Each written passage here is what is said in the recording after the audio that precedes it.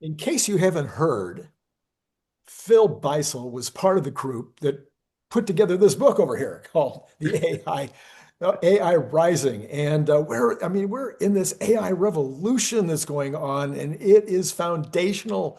It is changing everything. And every time you turn around and listen to any of the top technical folks in the world right now on these podcasts, and there's so many of them, it's hard to even keep up with them. It's all about how foundational, how completely everything's going to change on a scale much greater than what happened in the 1990s with the internet. Anyway, Phil Beisel is got a tremendous amount of expertise in this area, and he's had something to say about it this week when it came to, well, specifically Apple and Google and their deal. Anyway, Phil, glad to Yeah. have you on board as always. Yeah, I really stepped into it on this one. Oh no, not again. Yeah.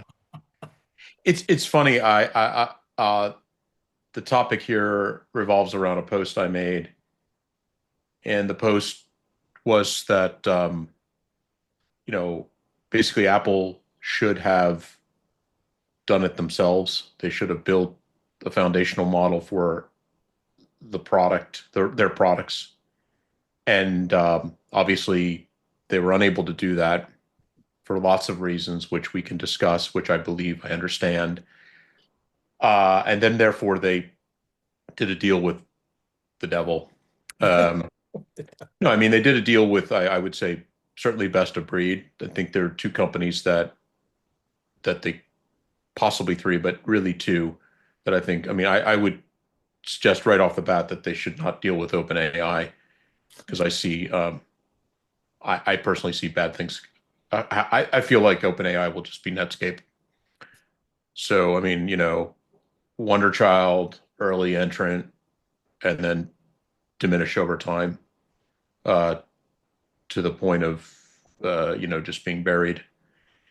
But Google of course has Gemini, and it is a really premier, great model, and comes from uh, excellent deep mind, and then Elon has XAI. And my suggestion in the post was that Apple, having failed to do this on their own, should have worked with XAI. And because I felt that there's, I looked at it and I said, it's crazy to operate with Google, given that Google runs the major competitive platform of Android. And this is just beyond anything contractual, beyond anything agreed at the higher levels. It's always clear how these things work when you're dealing with these competitive. It's not Google isn't just a vendor to Apple for this product. It is very, very different. And I suggested that XAI might be a good alternative, as a lot of us, I think. And there's issues there, I'm sure, but they are the underdog, and I think Elon would have worked overtime to make Apple successful. I just think that's in his. He liked the post immediately. Um, right out of the gate. It was like within 20 minutes of the post, I started to see it go wide, and I realized it's because he liked the post. You're on a run with Elon. You and Elon Yeah, have but I mean, become this one, I mean, pen pals there. Yeah. I try, as you know, I don't often, certainly on X, do not ever say, "Oh, Elon liked this post," because likes are private, and I think likes are a way for uh, people to, you know, give their their sense of, yes, this is right on target, or I feel this way as well, without being public about it. And likes on X, when it was Twitter, they were all public, and so you could see who liked a post, Yeah. and so forth. And now they've kind of moved that. So I'll say it here often, but I don't say it on X if Elon likes the post. But I feel like he's indicating something there. And I can't crawl into his head and say Yeah. what Yeah. part of this post does he like. But and here's what happened to that post, and here's why I think it's so topical and interesting to our conversation. A lot of people beat me up relentlessly and saying, "Oh, you don't understand. Apple does this deal with Google on search. blah blah blah. Apple, after all, is just a I mean, the one post is Apple just distributes music. They don't create music. So why do you think? And I really felt like people misunderstood, and I tried to clarify several times, even previously in the week, but people are not interested in, long explanations. But what I think is the way you started this is that we have reached a place here where the coming AI is definitional, foundational, and therefore existential for companies like Apple. It's not just, oh, this is a search website out there. I could have picked any. That's a tangential, hands, hands apart type of relationship that matters little, uh, is effectively generic. But AI, like I think if we look at a device like the iPhone and we look forward, let's just say 5 years, because I think it'll be sooner, but let's give it five. And I wrote an article on this almost a year and a half ago, is that I think it'll redefine the very device itself, literally redefine the device. I don't think the app environment survives as we know it. Mhm. I think the device will be inherently an AI device that you will talk to uh, and have it do agentically and sometimes directly the things you want it to do, and therefore it'll be 100% AI generative, right? In other words, there is the OS itself will effectively be a harness or around an AI, much like Optimus. Mhm. Um, and I think Optimus will, and we should talk about Optimus in this regard because I think Optimus is sort of while it's an embodied device, a robot, that that needs this AI to operate its very existence. I think it's more than that. I think it's telling us what the future looks like in terms of device interaction. And I think Apple does not get this at its core, all the way up to the top. Apple Core.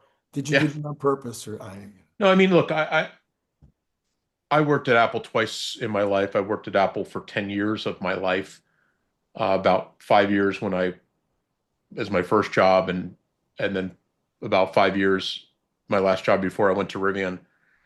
And what I saw in that great delta of time, independent of the particular CEO, in this case, Tim Cook, round two, is that Apple's an old-fashioned company.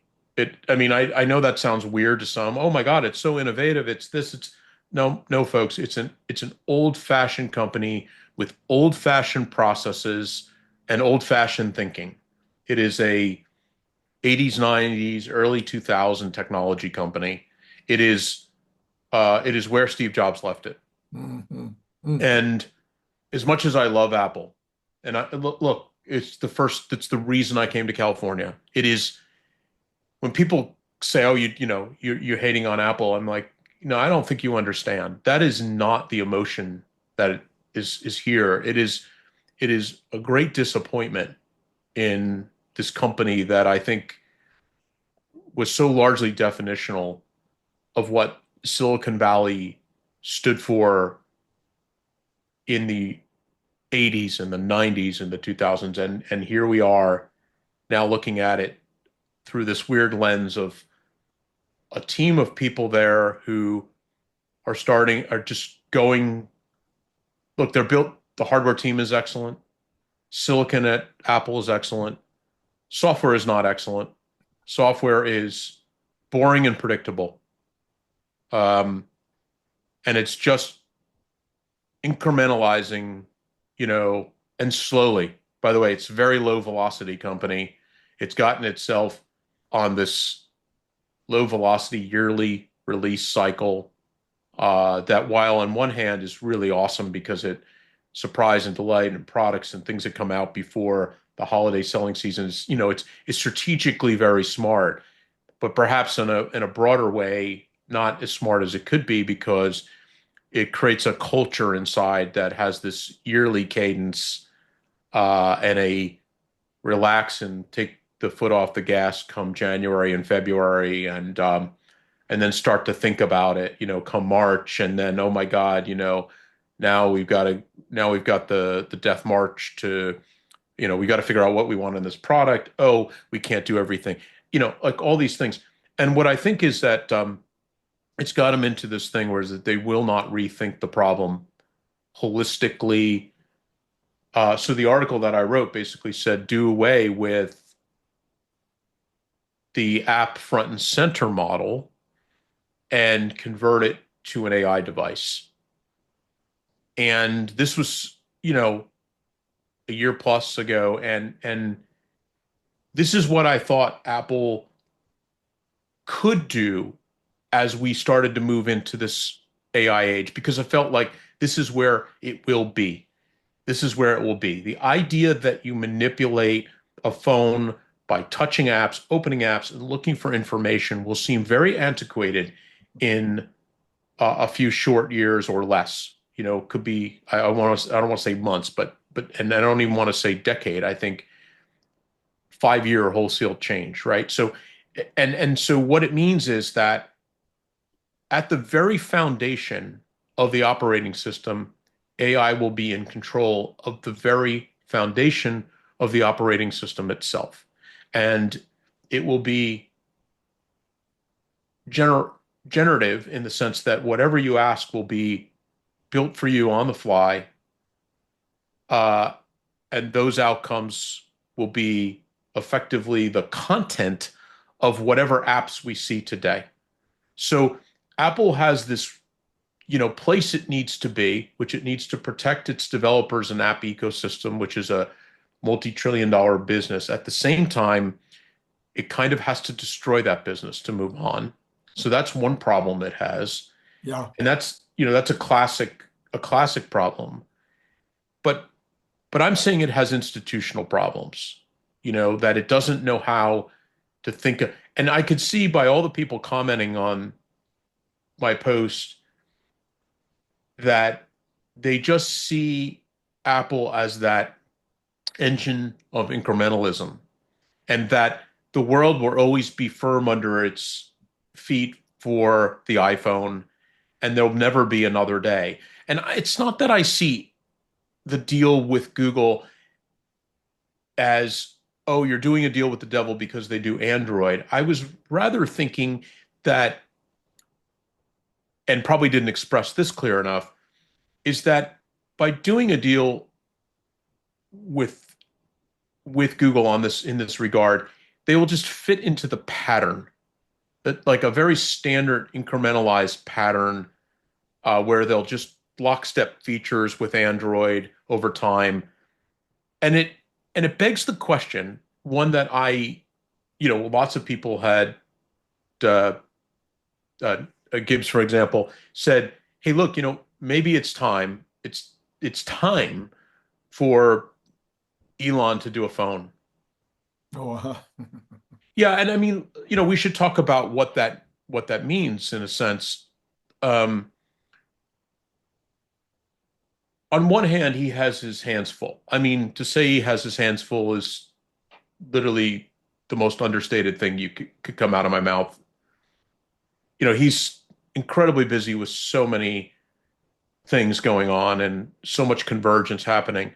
But if you look at what's happening here in that word convergence, he's got essentially internet in the sky. He's locked it up. It is his game to, his game to lose. There is no other player.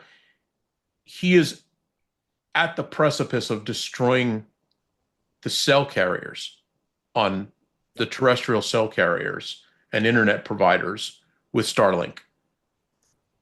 So there's that, right? Then there's xAI itself, and that very building that has the term macro hard splashed across. What exactly is that? That is the thing we've been talking about. right. That is the very essence of taking AI and using it at the OS level to be a generative framework. And I mean, why is it named macro hard? Because it's a play, tongue in cheek, about Microsoft. And the idea is that it in fact can take out Microsoft's application business. Well, that also means it can take out Apple's application business. It's the same thing. And what it means is that he's off building an AI that ostensibly would operate as a cloud-based, system. In other words, a service to us uh, on, within web browsers or other types of things like that. That is a purely generative AI that would take our commands and build the outcomes that today we trudge through with applications. Right, right, right. We work, yeah. Yeah, yeah. So actually, there was a podcast last night, and on that podcast was 𝐒𝐮𝐬𝐲. He is one of the top folks over at OpenAI. I mean, at xAI. He's in fact he's in charge. I think he's in charge of a pretty substantial amount of what is the macro hard stack.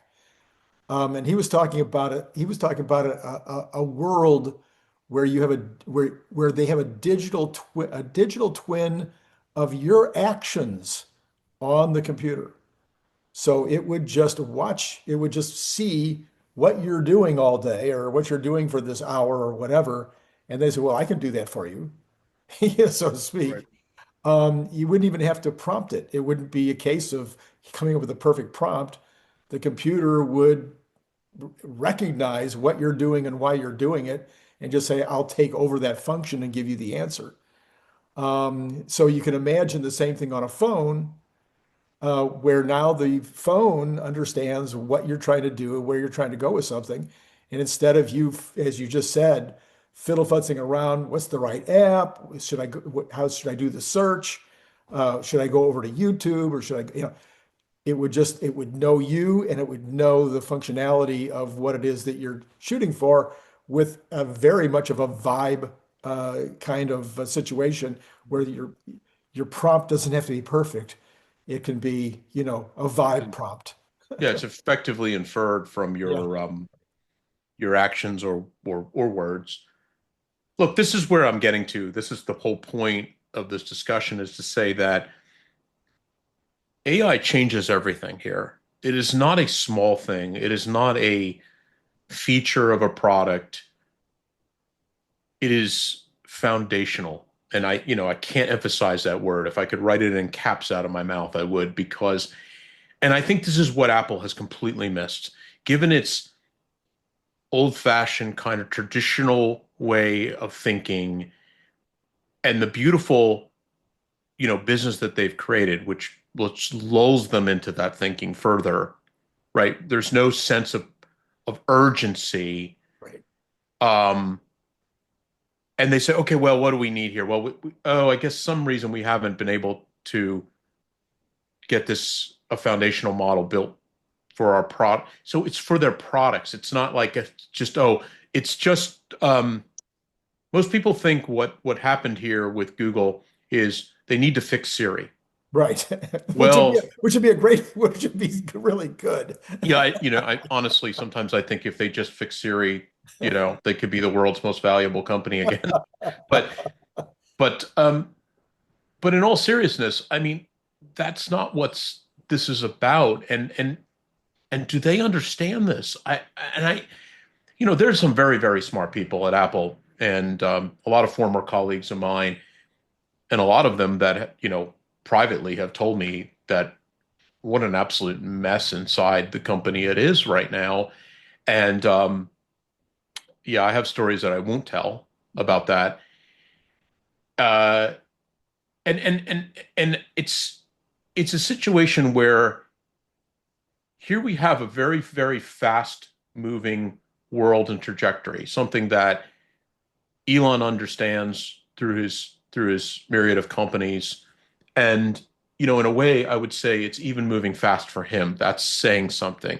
I mean, he gets it, but he's got a lot of things he's trying to put his arms around. And of course the physicality of, like what I'm saying is software businesses can normally be higher velocity because after all, They're definitionally not things you need to manufacture in a traditional sense, and they don't have the same impediments to development of the thing. Obviously, we need a hardware platform for that, so forth and so on. But when we look at it, we say, okay, here lives this device in the hands of a couple billion people on the planet called a smartphone. Some of them are Android, some of them are iPhone, kind of equally split if we're just, not worried about the math. And these devices, by the people that use them, are used multiple hours a day. And those are patterns that people have got into. And yes, there is longevity to that because of those patterns. But when you start seeing things that take your workload and do them faster, more efficiently, more prescient, more every possible definition of the word more, this is where this is where you get a change. This is where I have people have asked me, friends of, what do you think of Apple? And I said, well, that in terms of a stock and I said, well, look, I didn't see a year, 2 years ago, anything existentially threatening Apple on the landscape. And the way I looked at that, myoptically, kind of in a narrow fashion, was, is there a device? Is there a something? Is there a thing that would be a higher productivity, higher use tool by somebody else out there that would knock the iPhone off of its, must be in everyone's hands kind of product? And I said, until you see that on the horizon, until you see that kind of thing, Apple will continue to make bank here and do very well for itself. And now I can have a different conversation with those very friends. I might be ahead of the curve, and I do think, for the most part, I where I get this wrong is timing. But I don't think directionally, in any way, shape, or form, I'm wrong. I think Apple is about to be remade, whether it likes it or not, by AI. And if it doesn't want to play at this high velocity game, if it's just going to be defined by Google effectively by doing this kind of deal where, okay, if it's just going to feature increment, if it's just going to improve things at that kind of incremental pace, new devices and interfaces will emerge that will knock them out. And this is why, where it gets squirrely, to be fair, is, well, what kind of device is that? I mean, one of the beautiful things about an iPhone is it does fit in your pocket. It's and people have been trying to replace it with different kind of device modality, things like glasses, smart glasses, or things of that nature. And then we have things like left field, like Optimus. If you think about your iPhone as an assistant, now it has no direct agency. It's not embodied. It can't do anything. It can't make you an omelet. It can't clean your house. It can't take care of your child. It can't. It could reason. It could communicate, but it's really, a non-mobile.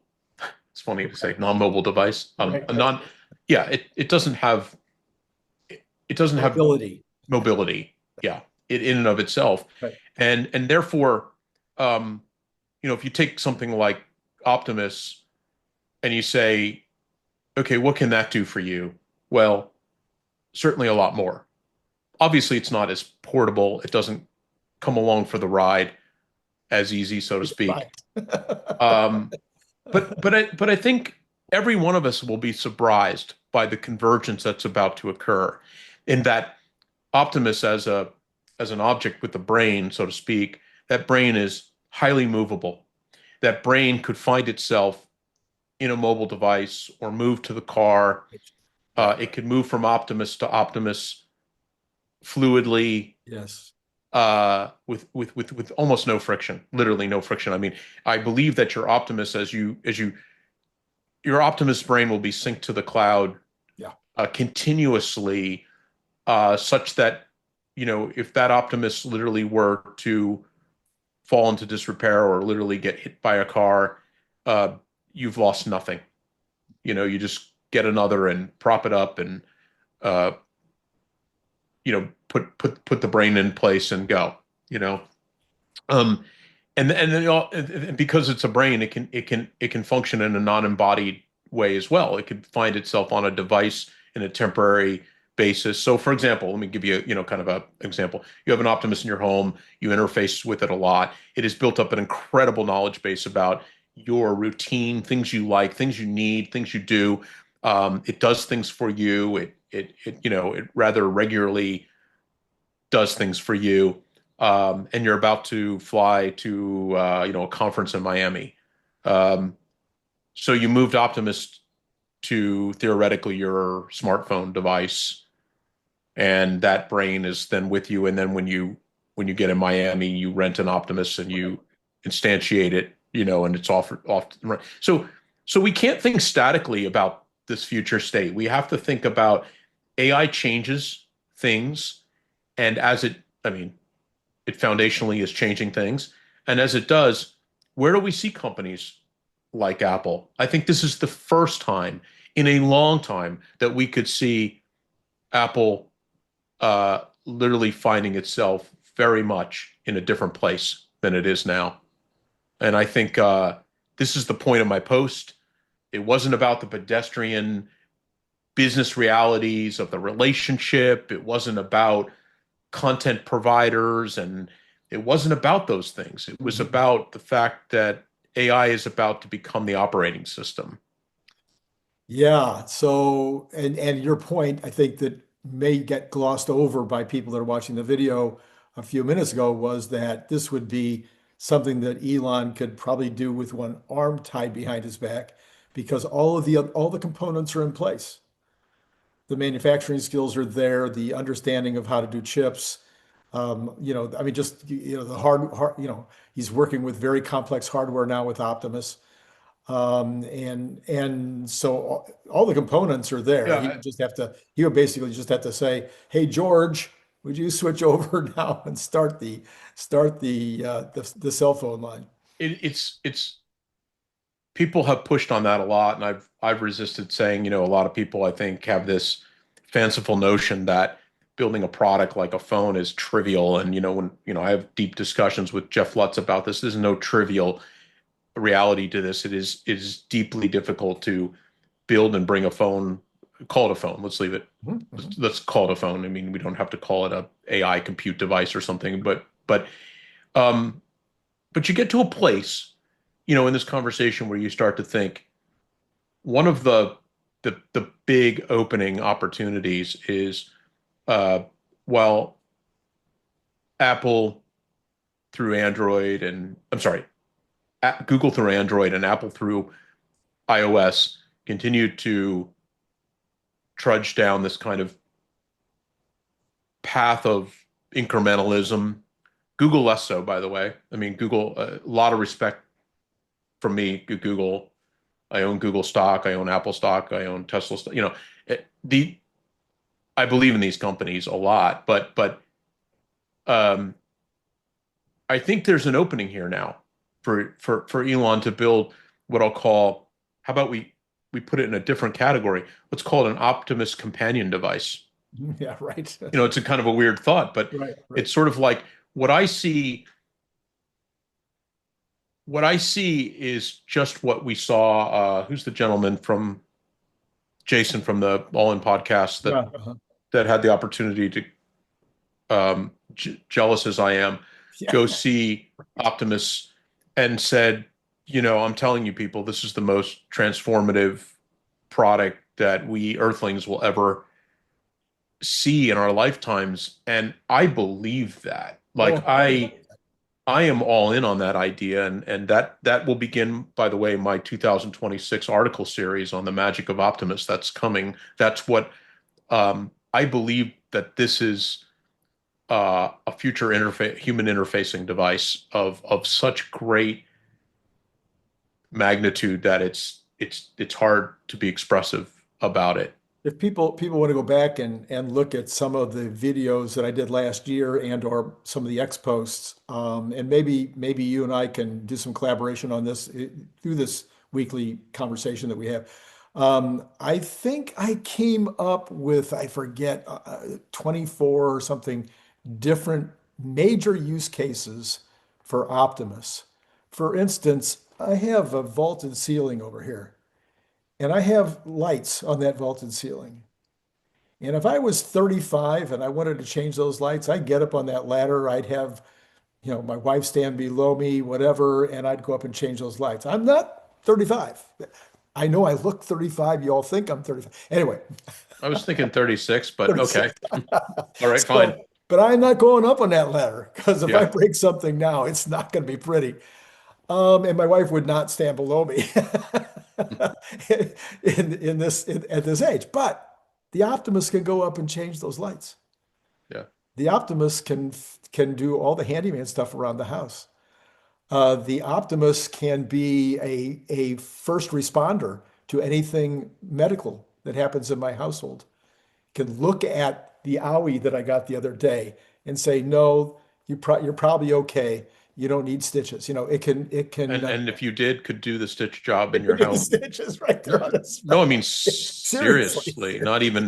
Yeah, not yeah, even yeah. not even making a joke about it. It's that's the amount of agency that the device would have to do almost anything, at a level of refinement that I think that they're reaching for, um, will blow people's minds about the use cases. The use cases are just, we can come up with 14, we can come up with 20. By the time we're done, we're into the thousands of things uh, that device is just this massive. I mean, what is he called? Like a money glitch product that, in the fact that, it increases productivity to a degree that has never, we have never.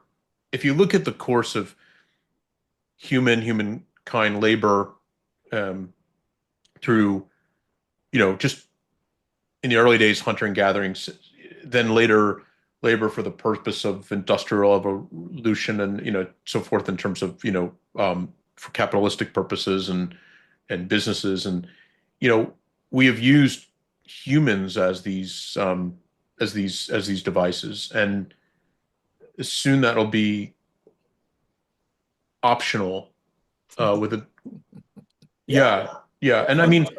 Yeah. it's, look, there's a whole other conversation I call the dark conversation, which is, Yeah. what is that?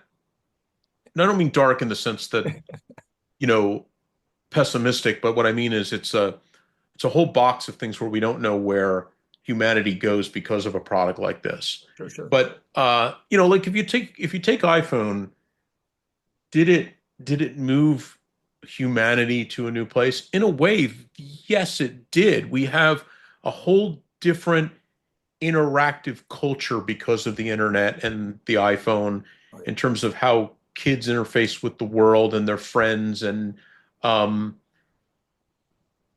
their needs and their forms of entertainment, and you know and so forth. But most of that hasn't been about a labor redefining process. It's Mhm, been, mhm. No, yeah. Yeah. yeah, it's a consumer Well, we've been, device. some people put it this way. We've been making ourselves superhuman since the invention of the wheel or the invention of fire. I cannot personally heat up my steak, using my hand. I have to have a fire to heat up my steak. I can't transport thousands of pounds, putting them on my shoulder. I've got to have a wheel or a hoist or a pulley or something to be able to make these transportation things happen. So we've been making ourselves superhuman since all of history that we're aware of. Well, we're now talking about making ourselves superhuman by replicating the human. And that human will have so much more capability than we do, whether it's strength, whether it's how many hours it can work, whether it's the things that it can do, like Yeah. potentially do stitches. So yeah, so this is the culmination, I guess, or maybe it's just or maybe just the next step in terms of making humans superhuman. Yeah, and it's it's really quite. I mean, I guess the point here is that when we have a product like iPhone, since we started this conversation on Apple, it changed a lot. It changed a lot. There would be no Android if there was not iPhone. Let's be honest with ourselves, at least if we're being honest with ourselves. Um, I mean, there'd be no graphical interface really if it wasn't for Apple. To be also honest with ourselves, we could yard back to Xerox PARC, but they weren't going to do much with that. Um, but here we are. We're in a new place. In each of those, remember, Steve Jobs used to call these tools for the mind. And he always thought of these devices, whether it's the personal computer or ultimately mobile devices, as tools. Um, and here we are on the precipice, Tesla with Optimus delivering the ultimate tool for both the mind and the body. Right. That's the interesting, yeah, Right. that's the interesting change up here is that for the first time, we'll have something that can do things, not just see and talk about things, but do things and see and talk about things. Right. And Yeah. that's clearly redefinitional, and like in how we interface with the world. I mean, it will change the way we as humans operate. That's the type of product this is. Can we Other, can we can we shift here just a second because sure, there was another part of the sure, conversation you wanted to have, and I think it fits right in here, and yeah, that is Colossus. That is also Cortex.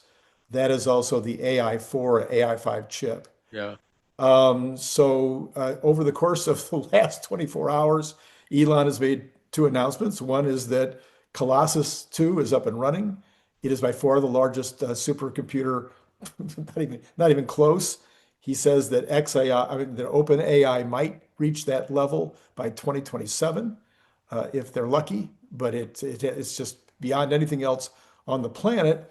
And then he also announced that the AI4 chip is, I mean, AI5 chip is virtually done, and AI6 is on its way.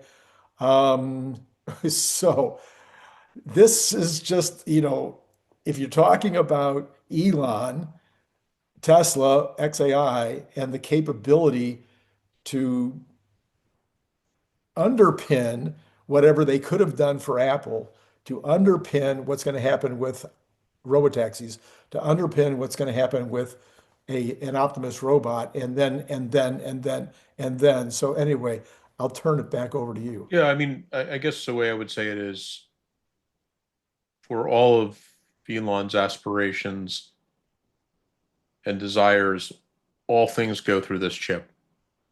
It is literally the centerpiece of both the opportunity and the problem set, and let's discuss it from an opportunity and then talk about the problem.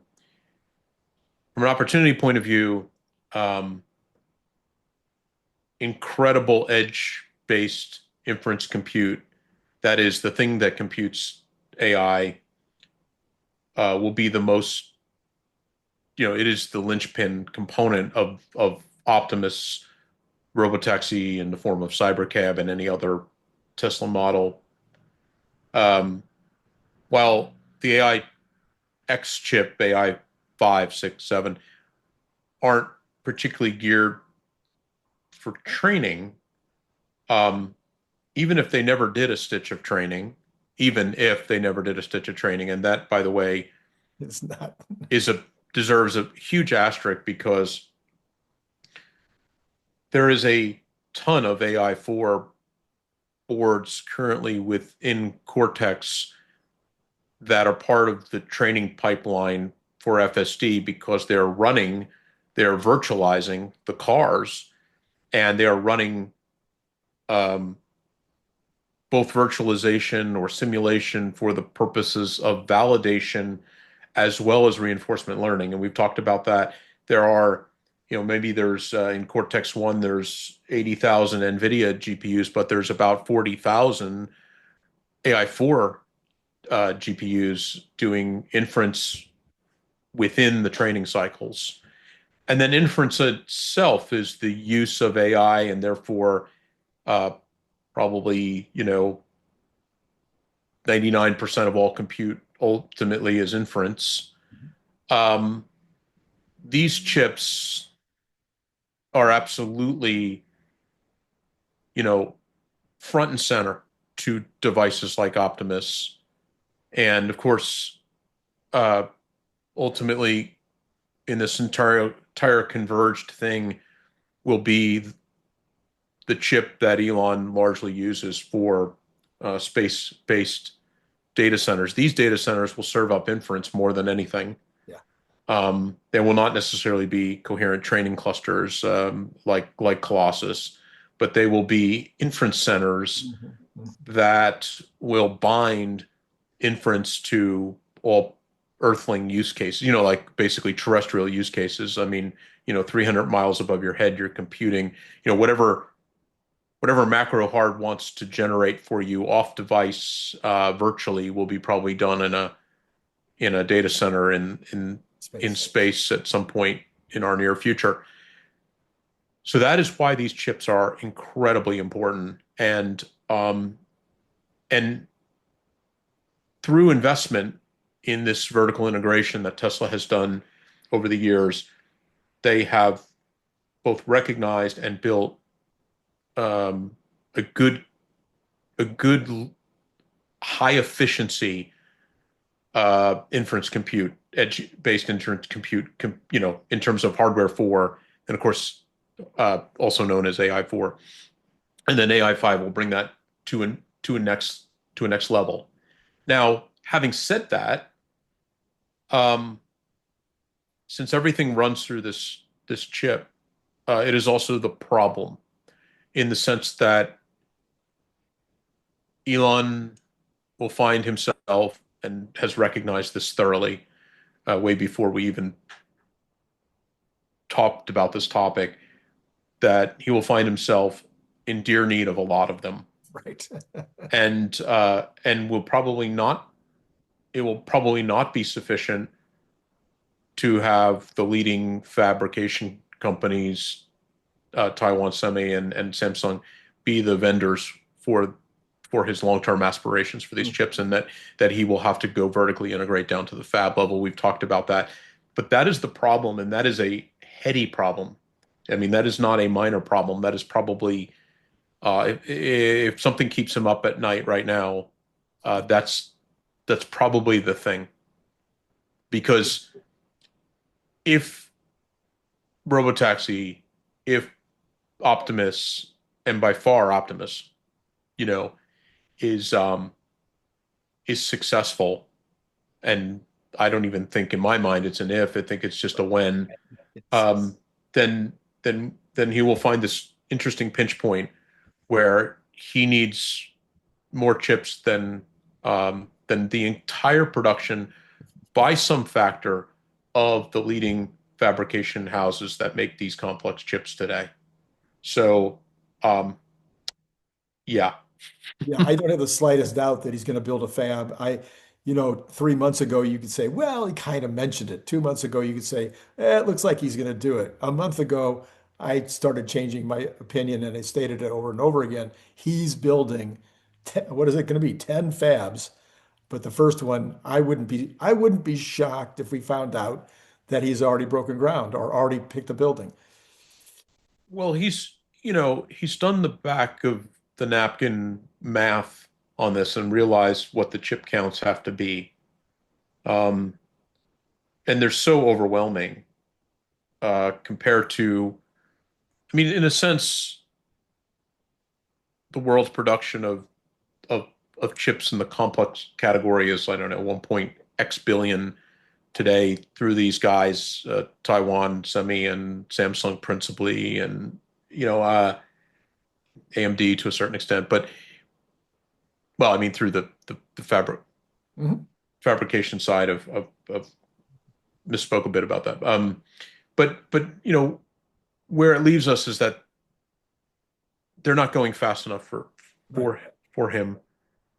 Um, and he's gotta go all the way down to, Earth to, break ground and build a fab. I mean, I don't think there's an option.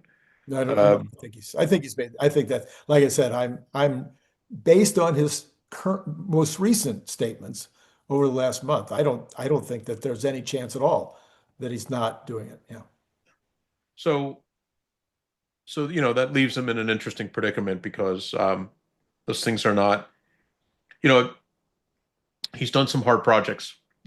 Um, but this one will prove to be a pretty hard project, and he knows it. Yeah. And and he can't rethink.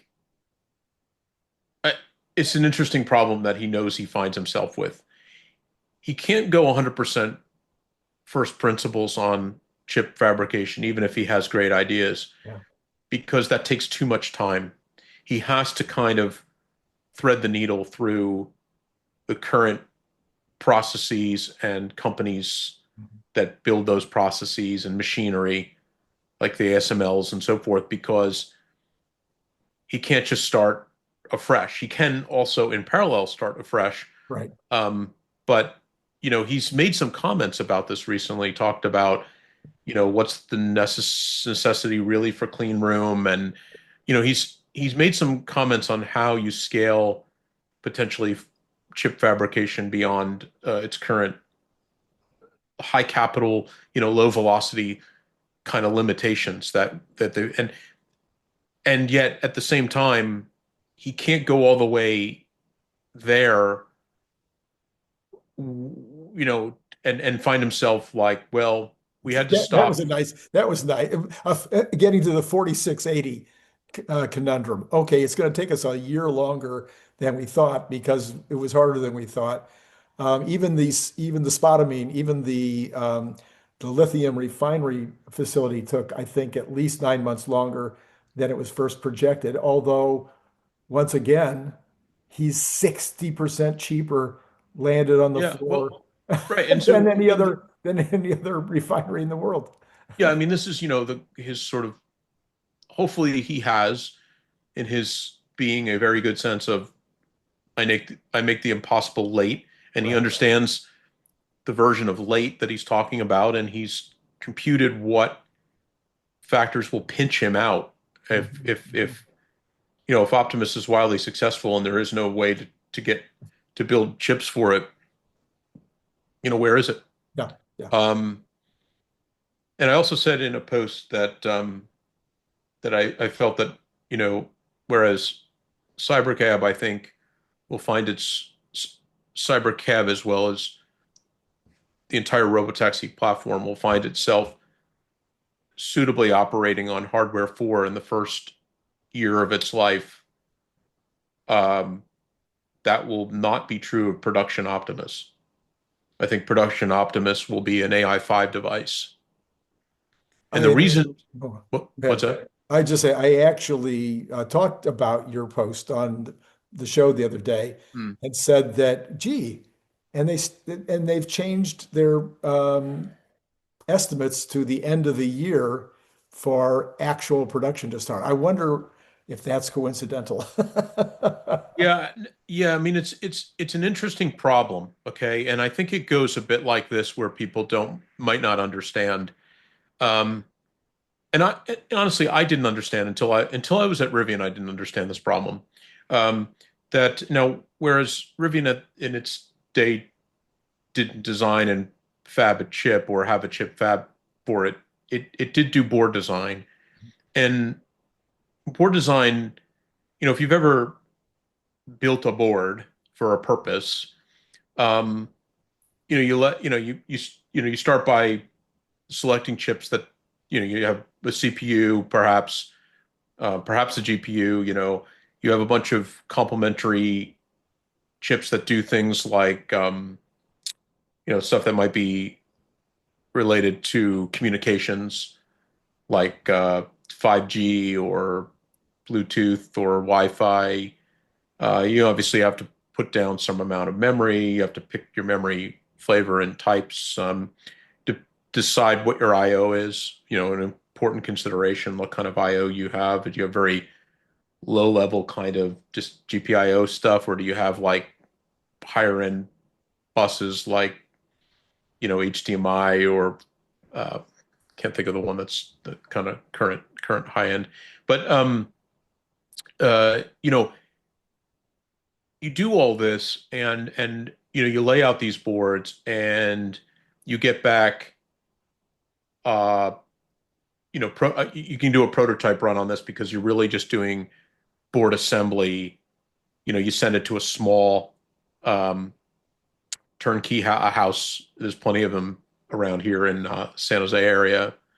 And, you get 40, 50, 100 boards from them. Whereas you can't do that really with chip fabrication. You can get samples, but having said that, once you get these boards back, now you go through a very tedious board bring up process.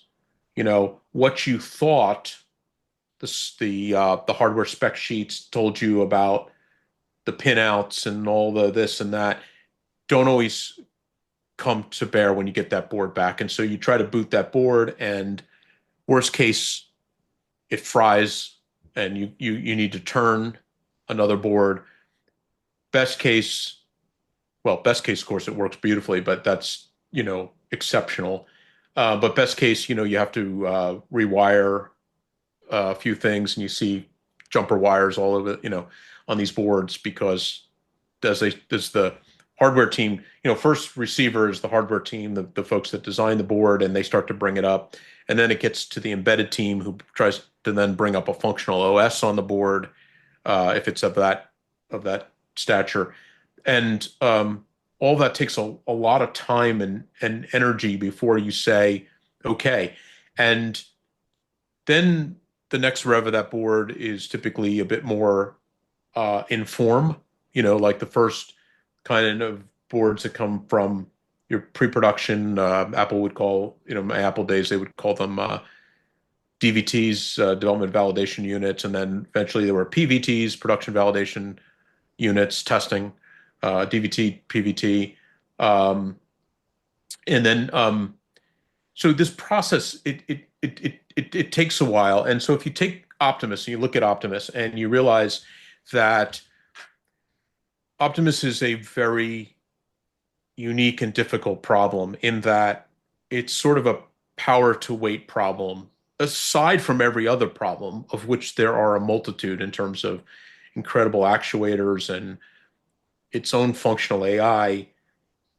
A lot of it comes down to, in order for this thing to operate more than this many minutes a day, it all comes down to reducing the weight of structural weight, ancillary weight, and getting the battery to get right to function. You don't want to be carrying around weight because you didn't design it well, right? So what that means to me is that while today's Optimus have a bunch of first gen AI4 boards in them, they're not final form at all. They are very prototypey. And I think that if I were them and I knew the cycle of things, they've leaned in very, very heavily on AI5 and trying to, I think a lot of the reason that there's a tape out delay on AI5 is Optimus itself and board design and trying to get that chip down to its lowest, its highest efficiency to power threshold, integrated on a proper board that fits within the structural housing and deals with thermals. In other words, it needs to, you can't have a big water cooled system. Right. You've got to really spend all of your efforts in making every structural or physical element in that device functional beyond, like something can't necessarily, or something can be just structural, but it also it should be the battery housing. It also should have thermal dissipation. There's a lot of things that have to be really tightly integrated on this thing. And that's why I think that if you were to ask me how it goes, I'd say they're really banking on building the first truly integrated Optimus with an AI5 chip, and not there'll be no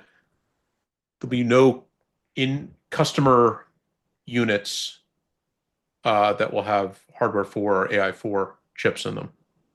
Yeah, I guess after I read your thing and gave it some thought, my theory would be that 5,000 for internal use and testing will be starting soon, and that'll be an AI4 chip, and then they're talking about putting up the million per year Yeah, capability line. That will be your AI5 chip. That's supposed to be at the end of the year. So that's kind of maybe where we are yeah. in my humble, very humble opinion.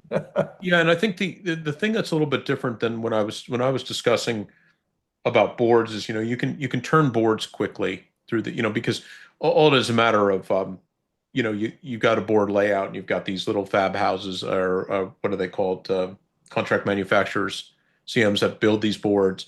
And you just got to get a early set of chip supply from the vendors. Uh, uh, that that's trivial compared to chip fabrication, right? Chip fabrication isn't a process where, while you do get samples, and by the way, chip fabrication is sort of similar instead, in the fact that when samples come out, they go right back to the chip design team. The chip design team has to bring up the chip. Right. And what does that mean? It means that chip may not functionally operate at all. They may have made, hopefully through simulation, they have electrically, in other words, from a design perspective, they have signed off on the fact that should be functional. Mhm. But then you have manufacturing issues and defects, and so you've got to bring that chip up. You've got to essentially boot the chip into Mhm. existence and get it to operate. And you've got initial yield testing. You don't get samples the way you do on boards. That's what I'm really trying to say, is that, Yeah, like, you don't get quantity samples. You can't really run a program on samples, because by the time you get there, you pretty much tipped over into production process.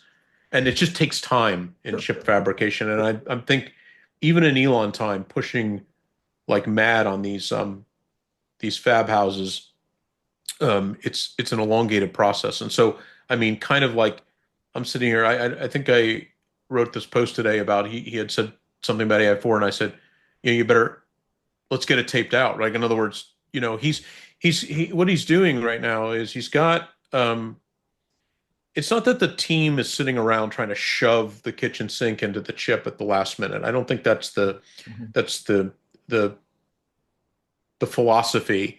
I think it's just trying to get the chip down to its most optimized, power efficient state. And it's like, when you commit to this piece of silicon, you're committing on.